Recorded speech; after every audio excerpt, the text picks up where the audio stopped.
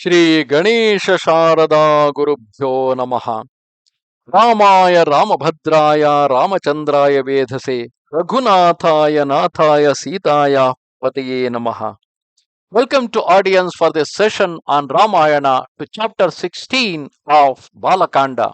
In the previous chapter, we have seen Dasharatha's yajna, Ashwamedha yajna, was successfully completed, but later Rishishringa told him that he will offer one more Putrakameshti yajna from the Atharva Veda, which will going to fulfill the wish of King Dasharatha in order to get a son for him.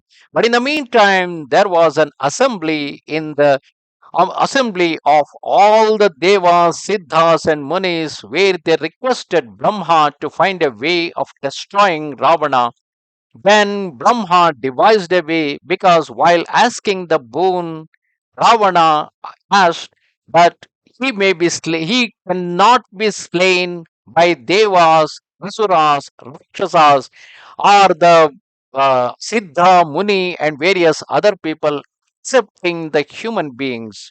So Brahma says that only if Vishnu incarnate as an ordinary mortal, as a human being, without using any of his divinity, only then he will be able to slay Ravana. So, because of that reason, Narayana decided to be born in the house of King Dasharatha in his four different forms as four different sons. Omniscient Lord Sri Narayana listened to the praise offered by the gods and honoring them uttered words of pleasing import to them. He said, O Devas, by what means may the king of the Asuras be slain, that thorn in the side of holy men? Though Narayana was knowing what needs to be done, still he asked all the devas what I can do and how I can born as a human being. The gods with one accord answered the imperishable Lord, crying, Do yourself become incarnate in the form of man and slay him in open fight. O conqueror of your foes, Ravana has long practiced austerities by means of which he has won the favor of the world revered Brahma. That deity Brahma has granted him a boon by which he is rendered invulnerable to all except the man or the humans. Considering man of no account, he does not fear them. The boon bestowed on him by Sri Brahma has made him arrogant, and he is bringing destruction to three worlds and carrying off women by violence. Therefore, O Lord, man alone can bring about his death. Hearing the words of the gods, Sri Vishnu resolved to choose King Dasharatha as his father. At that time, illustrious King Dasharatha, the slayer of his enemies, began to observe the yajna in order to obtain a heir. Sri Vishnu, having formed his resolution to appear in human form and concluded his deliberations with Sri Brahma, he just vanished. Forthwith there issued from King Dasharatha's yajna fire or the sacred fire, the sounds resembling the beating of a drum, a great being of limitless splendor, of glowing countenance, clad in red and hairy as a lion, bearing auspicious marks and adorned with beautiful ornaments. His height was equal to the peak of a mountain, striding boldly like a lion. His form shone as fire. In both hands, that person who appeared from the sacrificial fire of Dasharatha's Kamishti Yagna, so that person when appeared from there, and when both his hands with both hands he carried as would a beloved spouse, a vessel of gold with a silver cover filled with the payasa. This great being addressed the king, saying, O king, I come from Prajapati, the, that means the Brahma. The king, bowing down with joined palms, answered, You are welcome, O Lord. What orders are there for me? Then that being who appeared from the Yajnakunda, he replied, Receive the fruit of your yajna, O chief of men. Accept this dish of payasa prepared by the gods. It will bring you sons and increase your power. Let it be eaten by your consorts, the queens.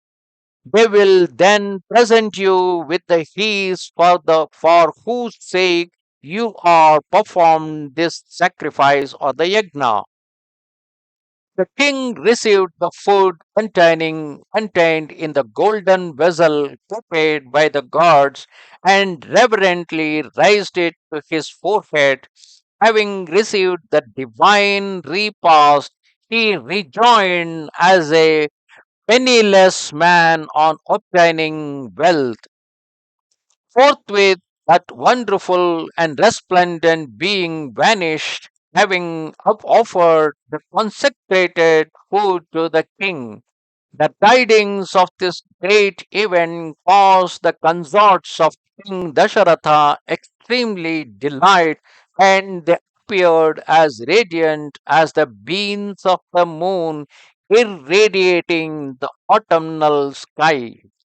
Entering the private apartments, the king addressed Queen Kaushalya, saying, Receive this food and partake of it, that you may have a son. Thereafter, the monarch gave half of the dish to Queen Kaushalya and one third to Queen Sumitra. Then he gave 1/8 of the payasa to Queen Kaikeyi, and after reflection, the remainder to Queen Sumitra again. In this way, the king divided the dish of payasa among his three queens. On partaking of the food, the beautiful queens were overjoyed and considered themselves most fortunate. Having consumed the payasa presented to them by the king, the queens soon became pregnant, their wombs glowing like the fire in the sun. The illustrious sovereign, perceiving that wombs of his consorts were quickened and that his great desire was about to be fulfilled, was filled with supreme joy, as is Sri Vishnu when worshipped by the gods and perfect beings in the celestial region. Thus ended chapter 16 of the Bala Kanda in Ramayana.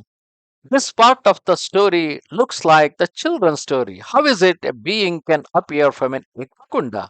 And he offers a dish, and after eating the dish, consorts become pregnant. May be told simply like a story, but who knows what was the science that was existing in those days? Even today, the science, the biology is unable to explain why some couple are issueless in spite of the fact that they do not have any physical problems. Often, psychological problems also lead to them having no issues. But even if everything is all right, there are a lot of people who are still unable to get a child.